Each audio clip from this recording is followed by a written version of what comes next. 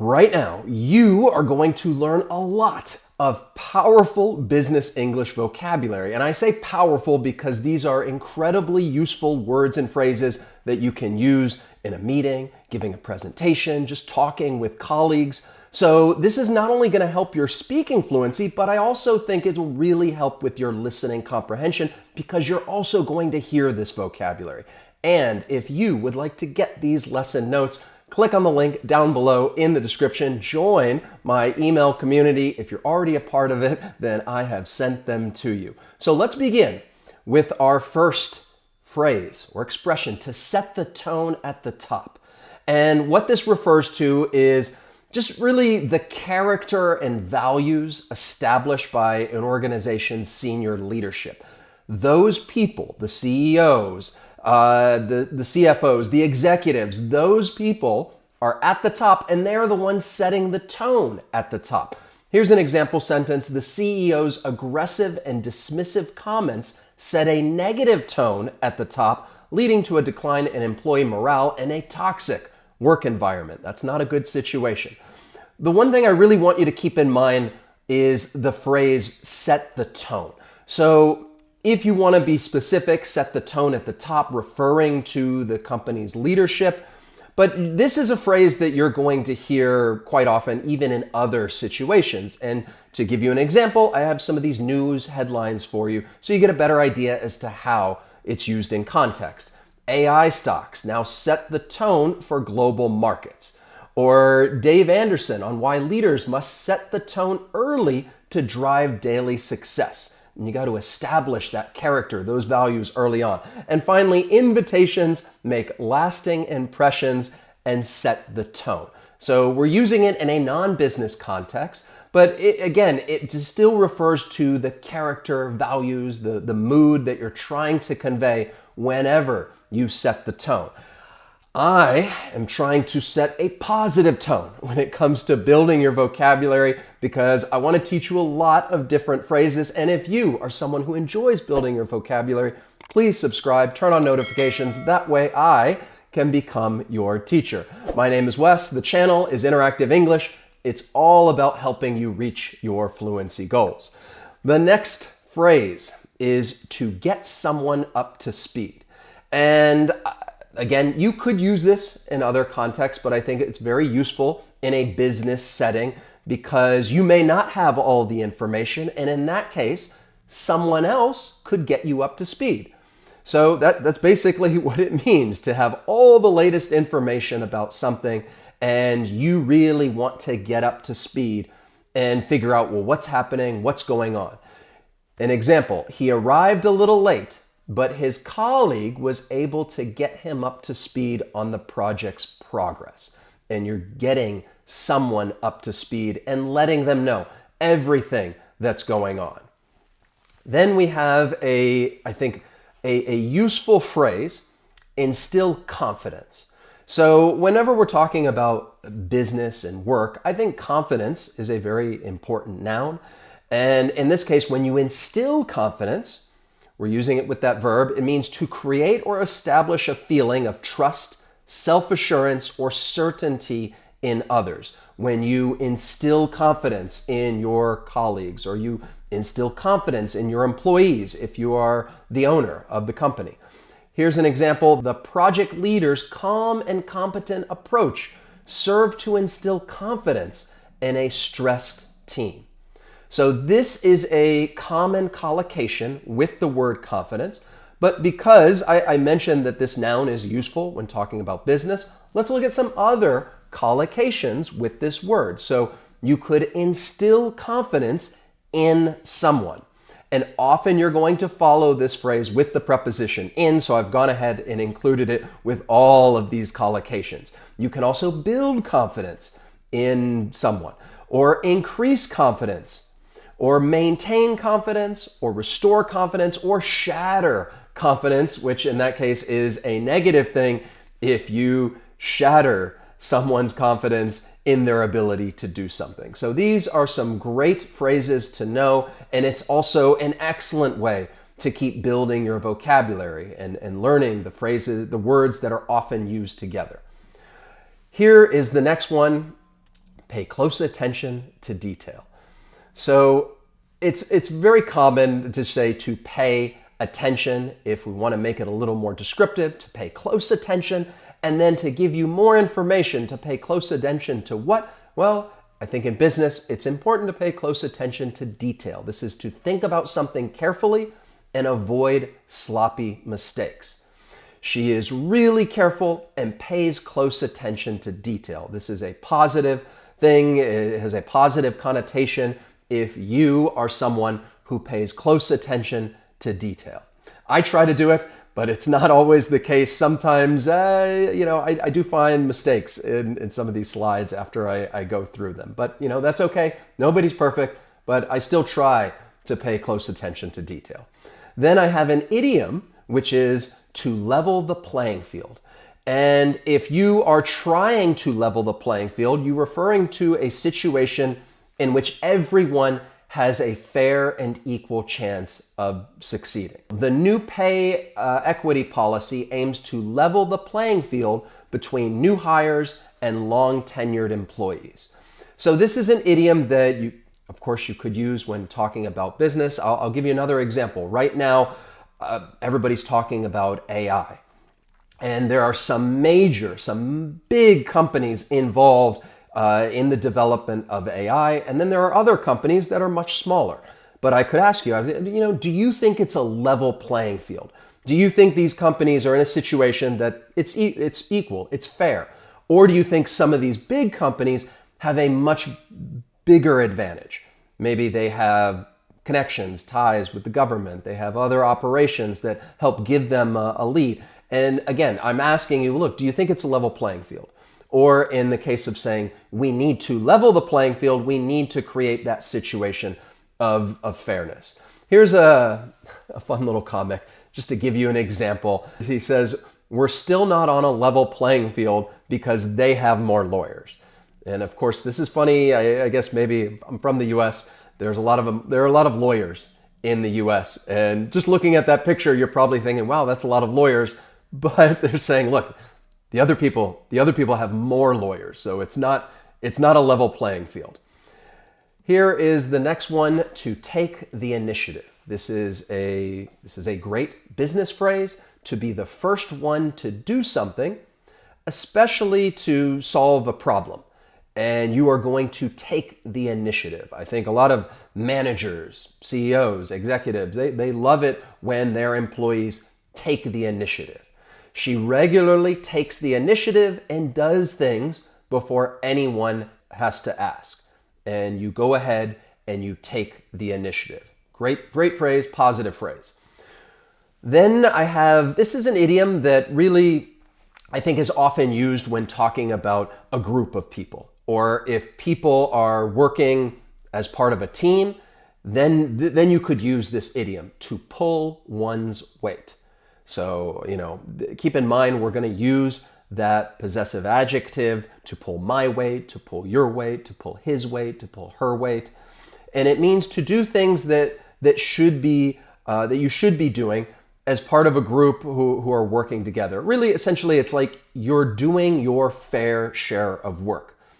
When you're working on a team, there is an expectation that you might do this work. If you do that, then you are pulling your weight. Here's another example. The company had to let him go because he wasn't pulling his weight.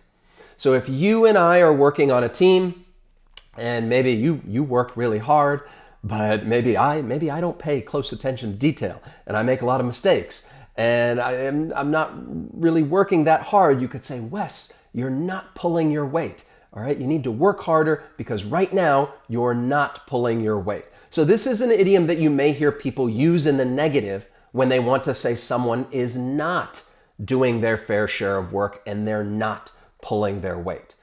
To give you another idiom that is also one that you're more likely to use when talking about a team is to pick up the slack.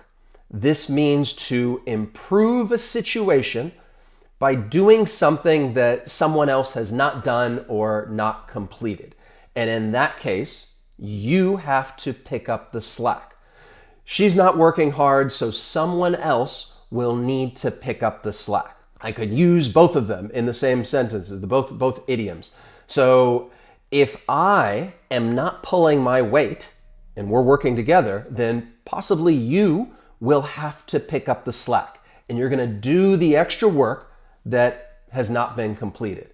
Now, you may pick up the slack in a variety of situations. So maybe somebody calls in sick and the supervisor says, look, this person's out sick, I need you to pick up the slack. Or maybe somebody takes a vacation, which is normal. Everybody does that. And somebody's away, and then the rest of the team has to pick up the slack. So it's not only because somebody's lazy and they're not pulling their weight. There could be a variety of reasons why another person or a group of people has to pick up the slack and do that extra work.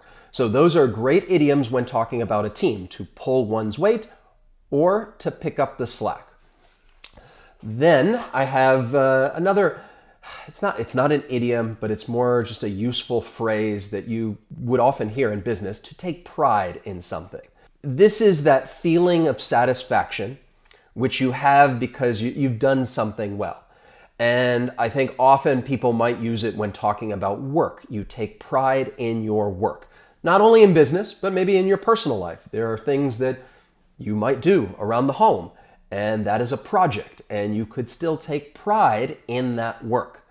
He takes pride in completing work projects on time. Or maybe you're trying to encourage or motivate someone, and you tell them, look, you really need to take pride in your work, and you're going to have to pull your weight, because if you don't, I'm going to have to pick up the slack, and I don't want that to happen. So please take some pride in your work. Just going to keep trying to use these different phrases as we go through this, just to get a little bit of review. Then we have to burn the midnight oil. This means to work late into the night. And you're really, well, let me give you the example. She's been working hard all night and burning the midnight oil. So when I think of somebody burning the midnight oil, maybe they're working until 10 o'clock, 11 o'clock, midnight. So it's not necessarily staying up all night, but they're just working really late, and therefore you could say someone is burning the midnight oil. But it is a idiom that's really used in a work context. Whether you're talking about your job or even schoolwork, that could also be something that would apply to this idiom if a student is burning the midnight oil. Now, this one is even, you're working more, because if you say that you are working around the clock, to work around the clock is really to work all day and all night without stopping. I really think people probably use this more to add emphasis, and they don't literally mean they've just been working nonstop 24 hours and they keep going and going and going. So you might just add emphasis if you want to tell somebody, oh, I'm trying to finish the project and I've been working around the clock. Keep that in mind. You're burning the midnight oil, you're just working late. If you want to add a little more emphasis and say, look, day and night, I've been working around the clock. He's been working around the clock in order to meet the deadline. Due diligence. This is a very important phrase, because I think people should certainly do their due diligence before making an important decision. And this just means the investigation or exercise of care that a reasonable business or person is normally expected to take before entering into an agreement or contract with another party. You should do your due diligence before signing the contract. So think about that context. There is a negotiation in which maybe you're going to come to some sort of agreement, but you want to make sure that you have all the information and that you investigate all the different angles and you understand perfectly what's going on, and you want to do your due diligence. Due diligence, all right? It's very, very great phrase to know. Then we have, I think this is a common idiom, to go the extra mile. This means to make more effort than is expected of you. Let's say that you have your work responsibility, but you actually do more than what is expected. And in that case, you could say that you went the extra mile. She is the type of person who will go the extra mile. I don't know about you. I try to go the extra mile when putting together these lessons and give you a lot of information, talk about some of the nuances as well as the context in which you would use them. And for this idiom, I want to talk about a little bit about where small mistakes are made. So think of this as a fixed expression, because sometimes I'll hear people replace that article with the indefinite article "an" to go an extra mile. That's not, you're really going to use the to go the extra mile. The other thing that I'll sometimes hear is people may try to make mile plural, and they might say miles to go the extra miles. It just sounds awkward. So no matter the situation, just really think of this as a fixed expression, to go the extra mile, or in the past, you went the extra mile. To lead by example. This really means what it says. You're just modeling the behavior that you expect from others rather than just giving instructions. So if I want you to work a certain way or burn the midnight oil and really just work hard, pay close attention to detail, then I need to lead by example. I should be doing the same thing. And I want you to know that, yes, I am pulling my weight. So I think, like it says, a great manager always leads by example, not by commands. So instead of me just telling you like, oh, do this, do that, I need to lead by example. And that is going to encourage others to then follow my lead. Here is, again, a nice little fun example with this phrase, lead by example. It says, leadership is action, not position. And those little ducklings are following that dog who is leading them through the water. No show. It's not a good thing, but it is a great phrase to know. This refers to a person who is expected to be somewhere, but who does not arrive. And you could say that person is a no-show. Keep in mind, this is used as a noun, and you would say someone is a no-show. If they're not at a meeting, and they should be, for example, at our weekly meetings, he's usually a no-show. It does have a negative connotation if you're saying someone's a no-show, because the expectation is that this person should be at this meeting, or they should be in their office or at some place, and they're not, and you could say this person is a no-show. Then we have dilemma. This refers to a situation in which a difficult choice has to be made between two or more alternatives, especially ones that are equally undesirable. Therefore, it's like you have these options and you don't really like any of them. And in that case, you are faced with a dilemma and you have to make a choice. I could say we are faced with an agonizing dilemma and it seems there is no correct choice. So just keep that in mind. When talking about a dilemma, a choice has to be made. To give you a little more context, here are some more news headlines. It says, Best of Beth Ashley, the retirement dilemma. What to do now? A lot. Or return or stay, the dilemma facing Syrians living in Europe. Again, it's referring to a choice. And then finally, the family business dilemma, who is next in line? I'm really trying to emphasize this idea of there's a choice, because the next word that I want to talk about is conundrum. And this really refers to a confusing or difficult problem or question. Arranging childcare over the school holidays can be a real conundrum for working parents. And this is a problem that you are faced with. And I might say, wow, that is quite a conundrum. Sometimes these words may be interchangeable, but I do want to highlight that there is a difference. There is a nuance between these words. So let's look at this part and basically trying to break it down, how they're similar and how they're different. Are you going to find your kids a daycare, or will one of you stay home? Okay, that's a real dilemma. When I say that's a dilemma, then the emphasis is really on the difficult choice that has to be made. Stay home or find the daycare. Are you going to find your kids a daycare or will you stay home? That's quite a conundrum. When I use conundrum in this case, then I'm really just commenting on the problem, that it's a difficult problem and you're trying to solve it. So just keep that in mind, even though both of them work in this example.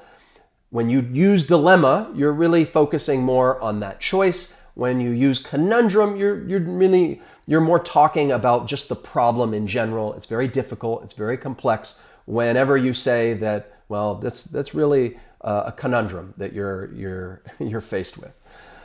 Then we have to get the ball rolling. This is one that I don't know why. I feel like I end up using this quite often and say, look, whenever I want to start something, okay, let's get the ball rolling. To make something begin or happen. Come Monday morning, we really need to get the ball rolling and start planning the conference. And there are many different situations in a work environment in which you could use this. You're starting a project, you need to get the ball rolling. You're starting even a new position and like, okay, let's get the ball rolling. Even in just your daily life, if you're planning something and you need to begin it, and you could say, we should get the ball rolling. Great idiom to know. To delegate authority. This is a phrase that means to assign decision-making power and responsibility to a subordinate or a team. And you are delegating authority to someone else or another group of people. Effective managers know when to delegate authority rather than micromanaging every minor task. As you can see from the example, does have more of a positive connotation. Even though you are assigning something to another person, it shows leadership, that you are setting this tone. You're setting the tone that you trust other people and you feel comfortable delegating authority because you know that that everybody on the team is going to pull their weight and you're not going to have to pick up the slack. So it is used in a positive way when you say somebody is delegating authority or they need to delegate authority. Let's talk about some more common collocations with the word authority. Once again, I'm going to keep saying this. It's an excellent way to build your vocabulary when you learn these words that are frequently used together. We've already talked about to delegate authority, but it's also common to say that someone needs to respect authority, or to command authority, or to assume authority, to demonstrate authority. You could even exert authority, and not a good situation if someone abuses authority. So these are some phrases that you are often going to hear and can even use when talking about the noun authority. Business model. I think this is a phrase you're probably familiar with. It's quite common. If you read any articles, you listen to the news, they may talk about a company's business model, which is a description of the different parts of a business or organization showing how they will work together successfully to make money. Here's an example. Despite recent challenges, the company is not planning to change its business model. I think if you're trying to maybe you're planning to go into business with another company. Of course, you need to do your due diligence and understand and investigate what's going on. And I think it's important that you understand the other company's business model. You know, how does it work? What are they trying to sell? What are their goals? What's their mission? So very useful phrase. And again, I'm sure some of this is review, and it's always good to get a little review. Then there's the phrase nervous wreck. This, if you say someone is a nervous wreck, it refers to a person who is extremely anxious, worried, or stressed to a point being emotionally overwhelmed or debilitated. I have never spoken in front of such a large audience. I'm a nervous wreck. So you could just say that you're a wreck and referring to like, okay, I'm overwhelmed. But this is a common collocation to say somebody is a nervous wreck whenever you want to capture that high level of anxiety that a person is experiencing. And I think this is a common example if somebody is going to give a presentation in front of a large audience or in front of their colleagues, and people may feel, or they may feel like they become a nervous wreck, and you experience that anxiety. To have some loose ends to tie up. This means to complete the parts of something that have not been completed. And I feel like maybe that definition, this dictionary definition, may be a little hard to follow. In general, if you tell someone that you have some loose ends to tie up, you're really just saying that there are certain things that must be done before you leave or before you go on to the next thing. And really, you might use this because it doesn't matter what you're doing. Maybe you don't want to explain or go into detail. So this is a good way of just casually letting someone know there's still some things that I have to do in order to finish, in order to meet the deadline, in order to be ready. I still have some loose ends to tie up. Before I leave the office, I have some loose ends to tie up, and there are some things that I must do. So I really want you to think of that context, that you're letting somebody know that there are still some things that need to be done, but it's not important. I don't need to tell you every single little detail about what I'm doing or what has to be finished.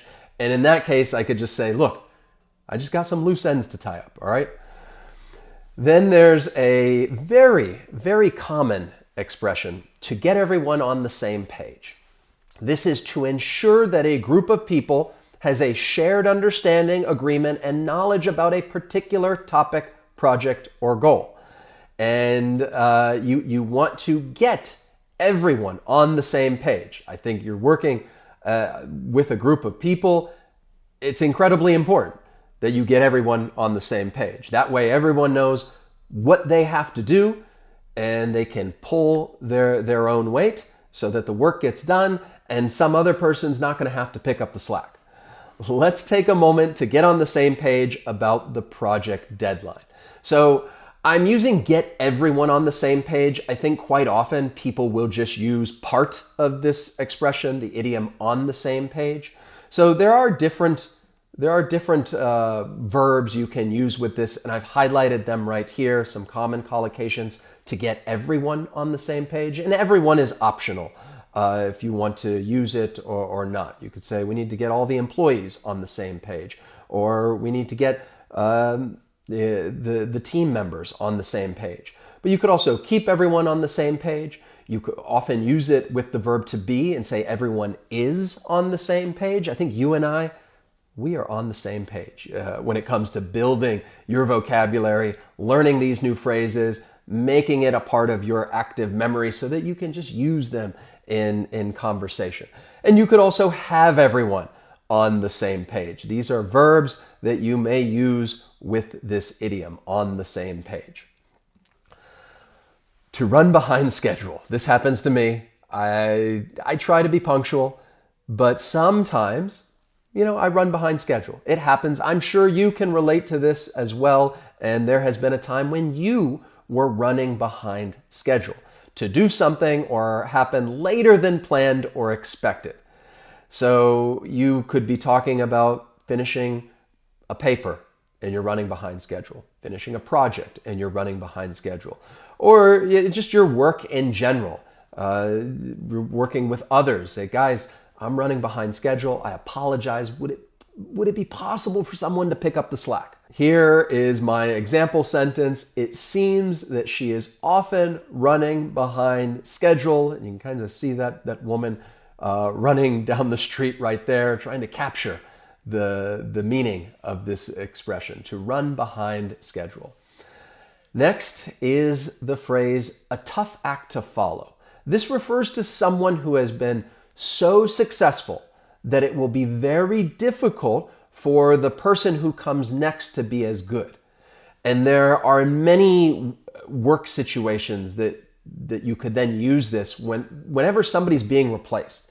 And if somebody has done an excellent job in this position, like maybe they were the head of marketing and they get promoted in the company, another person has been hired to become the new head of marketing, but you could say, wow, this person is a tough act to follow. They did such a good job that it is going to be challenging for the next person to perform their job as well. Her leadership style made her a tough act to follow for the incoming manager. So really, whenever you use this, you're really giving the other person a compliment. The person who is leaving and moving on to another position, or even perhaps retiring, you're giving that person a compliment and saying they did such a good job that for whoever comes in next, well, it's going to be a tough act to follow. I want to point out that you could use a couple of different words in here when talking about a tough act to follow. You could also say that it's going to be a hard act to follow or a difficult act to follow. And to demonstrate this, I'm using Ngram Viewer, which is a useful resource whenever you want to compare the frequency of different phrases or words and understand, well, which one is more commonly used. To be honest, I was a little surprised. I thought it might be more common to say a tough act to follow, but as I learned when I checked that out on Ngram Viewer, more often you're going to come across the phrase and say that, wow, this is going to be a hard act to follow. But really any of them would work: hard, tough, difficult, whenever you're talking about a tough act to follow. Then I want to share with you this word, which is, I really think this is a useful business word, especially in the context of an interview. And somebody says, well, talk about some of your strengths, and they want to know more information about you. Of course, they're trying to do their due diligence and understand what kind of employee you would be. And you could say, I'm very personable. And if you say that you're personable, it just means you're having an agreeable or pleasing personality, that you can meet people and talk with them and work with them, and you can get along with others. It really kind of implies all of those things. So it has a positive connotation if you want to describe someone as being very personable. She's intelligent, hardworking, and personable. All of those are great adjectives when you want to give somebody a compliment and describe the way that they work. So just a word to keep in mind for your next job interview whenever they ask, like, okay, tell us a little bit about yourself. You say, well, I'm hardworking. I'm also very personable. All right, I like to think I'm personable because, again, it does have a positive connotation. Keep someone posted. This means to make sure someone knows what is happening, especially in a situation that is quickly changing. I could say, I want to know what happens during the meeting. Please keep me posted. And you want to give someone updates. It is a little similar to get someone up to speed, but there is a difference. If I'm telling you, like, hey, keep me posted, then I'm really asking you to, let me know from time to time what's happening so that I understand what's going on. If you're going to get someone up to speed, it really implies that the other person is behind in some way. They just have not been around, or maybe they're new, and then you're trying to get that person up to speed. So just keep that in mind, that even though the phrases sound a little similar, they are also different whenever you tell someone, get me up to speed versus keep me posted. I think often, especially managers, they want to know what's going on. Even though they're willing to delegate authority to others, they still want to know what's happening, and therefore they may tell someone else or the team in general, look, just keep me posted so I'm aware of what's going on. To hit the nail on the head. This is an idiom whenever you want to say that something is exactly right. Now, of course, you could use this in other situations that may not be business related. Whenever somebody says something and you agree and you think, wow, that was exactly right, you could say, you hit the nail on the head. When she said the project failed due to poor communication, she really hit the nail on the head. It is a little more informal because it's an idiom, but still you could use this in a work setting whenever you want to let someone know, or your colleague or whomever, that was exactly right. Yeah, you really hit the nail on the head. Then there's a pivotal role. This is a phrase that refers to a role that is central, essential, and crucially important to success. And you could say it is a pivotal role, and often you may follow this with the preposition in. Innovation is playing a pivotal role in the company's ability to maintain its market share against competitors. And it's playing a pivotal role in this. Here are some other common collocations. Once again, I've just gone ahead and included in as part of the phrase because it often follows them. But whenever we're talking about the noun role, we've talked about a pivotal role.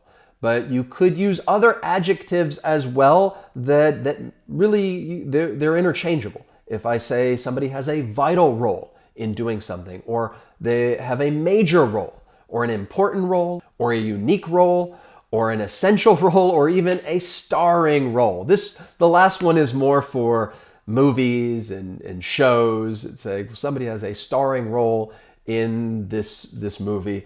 I guess you could use it in business if you just want to have some fun and play around with it. But in general, I think these other ones are more commonly used, and you're trying to emphasize the importance that someone has whenever they are playing a pivotal role in something, or a vital role, or a major role. Take one for the team. Okay, so this is an idiom that means to make a personal sacrifice for the collective benefit of your colleagues. And in that case, you are going to take one for the team. She's willing to do any task and is always ready to take one for the team. In this example, it's almost like maybe nobody wants to do a certain task, but she's willing to do it. Okay, I'll make the personal sacrifice. I'll take one for the team. This is a fun idiom, and one that it's very specific when you're talking about taking one for the team and someone is making that personal sacrifice. To phase out. This is a phrasal verb, which means to gradually stop using or producing something. And you are going to phase it out. The government announced that it would gradually phase out the use of coal-powered plants. So the key word in here is gradually, because you're not stopping it immediately when you phase something out. There is a period of time, and you're going to reduce more and more and more until it's done, and you're going to phase something out. Great phrasal verb for business, because I think this happens all the time when companies, maybe there's a policy that you're going to phase out, or maybe there's a department that you're not just going to get rid of everybody all at once, but maybe you're just going to phase it out over time. There are many different business applications that could get phased out over time, and it's a very descriptive phrasal verb, and one that, yes, I definitely think you should know and use. Here are some news headlines to give you a bit more context. It says swastikas on some Finland Air Force flags to be phased out. Florida will phase out certificates of completion for students with disabilities, and they're going to phase it out over time. And finally, Disney announces plans to phase out the standalone Hulu app. Once again, just giving you some more information about this phrasal verb and how it may be used in a business context. Can't handle pressure situations. This is a phrase that refers to the ability to manage, deal with, or control the demands and stress of a circumstance. And I think you probably are familiar with it, but it's not a good thing when somebody can't deal with the pressure of a situation. And yeah, you could just say, look, he can't handle pressure situations, or she can't handle pressure situations. And like I said, I just used it more as a standalone statement. And you're basically commenting on someone's inability to deal with the pressure. And I think there are a lot of times in business where there are pressure situations, a negotiation, a presentation, and maybe they become a nervous wreck right before they're supposed to give the presentation or go into the negotiation. And in that case, you could say, he or she just can't handle pressure situations. Next is the phrase to hold down the fort. This means to take responsibility for a situation while another person is temporarily absent. She had to hold down the fort when the manager was on leave. Somebody had to go away, another person had to assume responsibility, and then that person, essentially, they were holding down the fort. You may hear people use this when the person who's leaving and is in charge is say, look, I'm going to step out. I want you to hold down the fort. And they may use it and basically tell this other person, you are now in control. You are now the leader. I want you to hold down the fort. Here is a fun example with this cat. You know, someone's got to hold down the fort. And of course, this cat is certainly holding down the fort. Cut corners. This means to do something quickly by doing it in a less thorough way than you should. So if somebody's cutting corners, they are certainly not paying close attention to detail.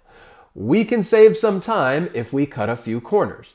And generally, just to follow up on this example sentence, I think it really gets to why people end up cutting corners. They do it to save time. And they want to finish something faster and maybe move on to something else, or maybe it's going to save them some money. And in that case, they may cut a few corners. But it certainly has a negative connotation, and it's not good if somebody accuses you of cutting corners. It is absolutely frowned upon if you cut corners. Frowned upon, this is another phrasal verb. It just means to disapprove of something or consider it bad or wrong. Public displays of affection are often frowned upon in conservative cultures. So this is a way of kind of softening it a little bit. Instead of saying people hate this or they really don't like it, you could say it's just frowned upon. And you could use this in many different business situations. Somebody's new to a company and they're trying to figure out what they should and should not do. Maybe the way that the clothes that they wear to work. And you say, I'm maybe going to wear some socks and sandals tomorrow. Something that I probably would do. And somebody would say, look, don't do that. It's frowned upon. And my wife would probably say, even wearing socks and sandals out in society, she would say it's frowned upon, even though, hey, I like it. All right, that's me. I'm just putting it out there. Here's an example. I use sarcasm at work, but slapping the shit out of someone is frowned upon by management. So trying to make a little light joke using this phrasal verb and saying that something is frowned upon by management. In this case, definitely you shouldn't slap people at work. It's not a good thing. Empower employees. This refers to giving them, the employees, the authority, resources, and autonomy to make decisions and take ownership of their work without constant oversight. Great corporate leaders will empower their employees to do the right thing. It's a positive thing because it shows that you trust the people that work for you when you empower your employees to make decisions and you trust that they're going to do the right thing. This is another great phrase we talked about, for example, to delegate authority. Managers, CEOs, executives may delegate authority to their subordinates, people below them, because they trust them and they're going to empower their employees to make the right decision. Above all, this is a phrase that just means most importantly. I included it because you could use this in a presentation when talking about a list of things, most importantly, above all, and then you could say what it is. Any furniture you buy must be cheap, attractive, and above all, practical. This is a common phrase, one that you probably know and maybe even use. Like I said, some of this is review. It's always good to get a little bit of review. And just to reiterate the usefulness of this phrase, whenever you want to say, most importantly, above all. Back to the drawing board. And this is something that probably nobody likes to do, but you may have to do it from time to time and go back to the drawing board. You're going to go back to the beginning of a process to start it again, mostly because it's not working. We made a major mistake, so we need to go back to the drawing board. I think any time you're working on a team and you're trying to put something together and you realize that it's not working, instead of saying we need to start over, which you could say, it's perfectly fine, you could then just use this idiom. We need to go back to the drawing board and we're going to have to start again. Empty promise. It has a negative connotation. I'll go ahead and tell you that. It refers to a commitment or assurance that is not sincere or is unlikely to be fulfilled. My boss told me that I'd get a raise at the end of the year. I don't know if I believe him. It may just be an empty promise. It's not good to make empty promises because I think people will pick up on that over time and they're not going to trust you if you are making an empty promise. Here is a fun little visual kind of showing what this empty promise. And you have this person who is, of course, lying. You can see their nose right there. And they're dangling that carrot in front of people to get them to do what they want. And ultimately, it's just an empty promise. Hopefully, the visual makes it a little easier to grasp the meaning. Take the reins. This means to take control or assume leadership of something such as an organization, government, or project. After the CEO retired, the COO took the reins. Reins, in this case, refers to like the reins on a horse. It's what you're going to use to control the horse. And that's where this phrase comes from, when you take the reins. Instead of just saying like, somebody left the project and the person was a very important leader on the project. Whoever steps in to fill their shoes, it's going to be a tough act to follow, but I think I can do it. I am willing to take the reins. I am willing to take control of the situation and I will lead this new project or this effort. So use this whenever you want to basically say that somebody is taking control of a situation or could be a project, any type of leadership role, and they are taking the reins.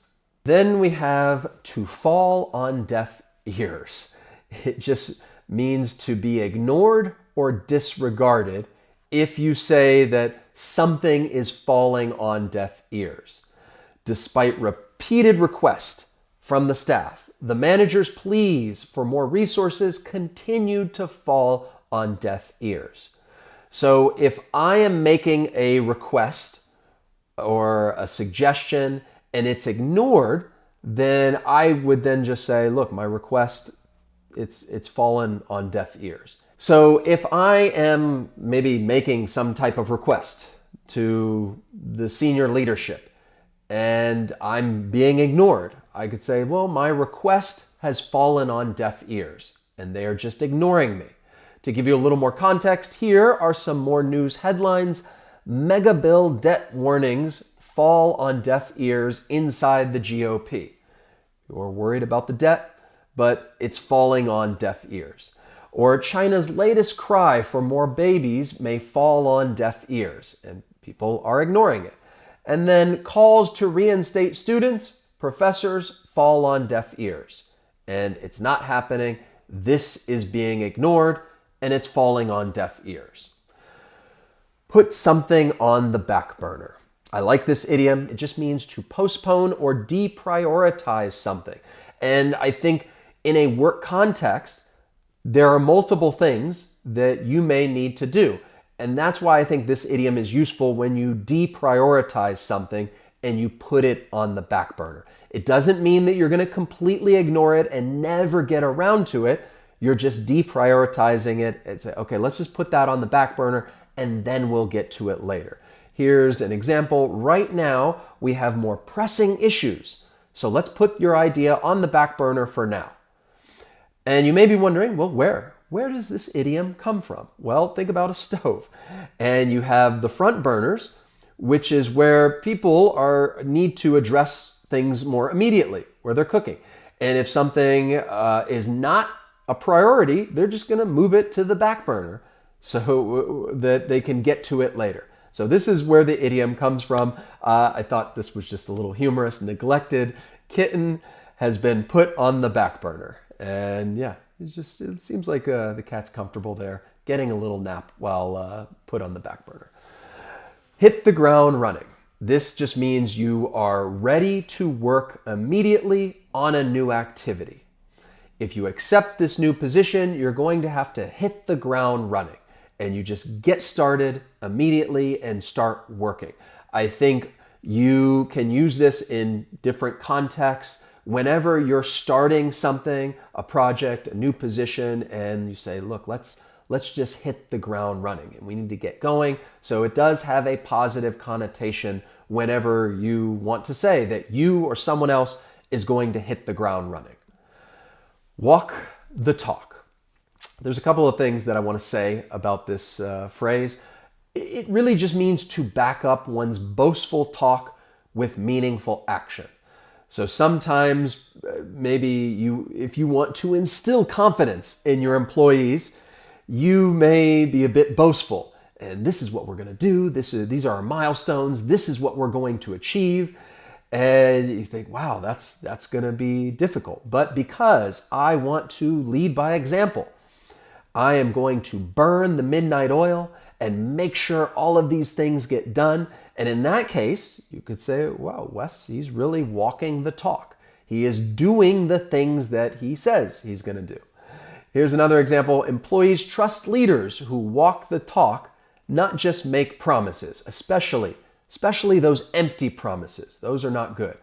I said there's some things I wanted to mention about this because there are different ways to phrase this, and I tried to provide a slight little nuance between them. So walk the talk, backing up one's boastful talk. And I am emphasizing the word boastful because it's like you're bragging, you're being very ambitious, but you are actually following it up with meaningful action.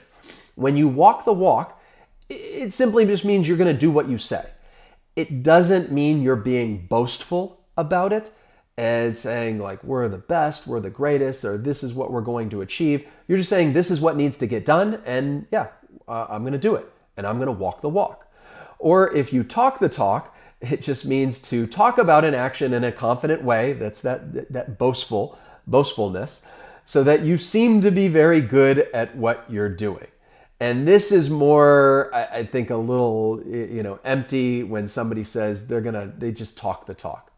And this one is, I don't think there's really the follow through and the doing these actions, which would be the walking the walk or walking the talk. If you just say somebody's just talking the talk, that they're just talking about the things they want to do, but they may not actually do it. So there is a difference between these phrases, even though if we go back to Ngram Viewer, you can see that I think all three of them are used at about the same frequency whenever you want to express these different ideas. But I do want you to keep in mind the subtle difference when you use these different phrases. But for the most part, I feel like walk the talk and walk the walk are somewhat similar, and talk the talk is a little different. Then we have on the cusp. This just means on the verge of some beginning point or the start of some major development. And often you're going to follow this phrase with the preposition of. You are on the cusp of something. We are on the cusp of a technological revolution. And you could say that right now with AI or even robotics. And there are going to be some major changes in the way that we go about our lives. And we are on the cusp of something that is going to dramatically change our lives. Really, when I think about this phrase, you're adding a bit of emphasis leading up to something that is major. So you're probably going to use it or hear it in a presentation and somebody's being a bit dramatic and they want to emphasize that there is going to be a major change. And you say that you are on the cusp, or we collectively are on the cusp of something major. Here's another, a quick little example, I think, trying to get you more to appreciate the now. It says, you can be on the cusp of something, appreciate the cusp, not the something. Appreciate this moment now.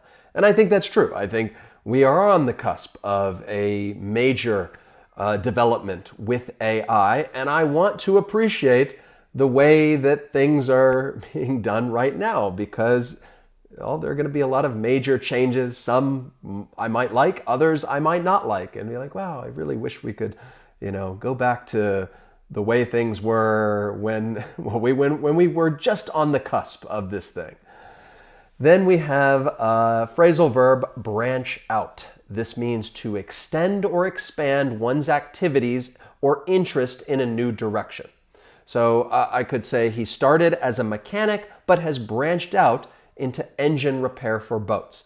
So you could use this, and it is a good thing when you branch out. If you're talking about your own career and you're doing this type of work, but you have another interest and you're going to try to branch out, learn more about it so that you can also do this other thing. Or if I'm just talking about a company in general, that this is their business model and they're going to branch out and try something different in order to grow the business, get new customers, and the company is going to branch out. So no matter whether you're talking about a person or a company, you could use this phrasal verb in a positive way when you say that someone or some company is branching out. Let's stick with another phrasal verb, hammer out. This just means to work out details through discussion. And you're going to hammer out the details, or hammer out an agreement, or hammer out a framework. Those are some common collocations. But in general, I think you're going to use this when there's maybe a negotiation or a meeting and you're trying to figure things out and you have this back and forth. And that is when you could use this and say you're trying to hammer out the details. Or like in this example sentence, after months of negotiations, the two companies finally managed to hammer out an agreement. So just to review those collocations that I just mentioned, to hammer out the details, hammer out an agreement, or maybe to hammer out a framework. So great phrasal verb in that negotiation, back and forth negotiation context. Bend over backwards. This is an idiom. It refers to, to try extremely hard to help or please someone. And you're bending over backwards to, possibly to help someone. I've been bending over backwards to help you. You may end up using this out of a sense of frustration or to express that. If I say, I've been bending over backwards to help out the other colleagues on my team, unfortunately, it's fallen on deaf ears and I'm being ignored. But I've just been bending over backwards to help people, and it's frustrating that nobody will listen. So you're just emphasizing the fact that you are trying extremely hard to either help or please someone when you are bending over backwards. Then we have to overcome obstacles. This is a common collocation. It just means to succeed in dealing with or conquering difficulties or barriers that stand in the way of achieving a goal. It took years to grow a successful business, and we had to overcome many obstacles along the way. In your career, as you do your job, of course, there are many different obstacles that you need to overcome. So once again, this is a common collocation. We have the noun obstacles, and you're often going to use it with the verb, to overcome these obstacles. So this is a good thing when you overcome obstacles. Here are some news headlines. Just want to give you more context, even though I feel like this is a common one. You've probably heard this phrase before. International Women's Day, give girls role models to overcome obstacles. Or 7 ways to overcome obstacles to using AI in healthcare. And finally, collaborations help the denim industry overcome obstacles.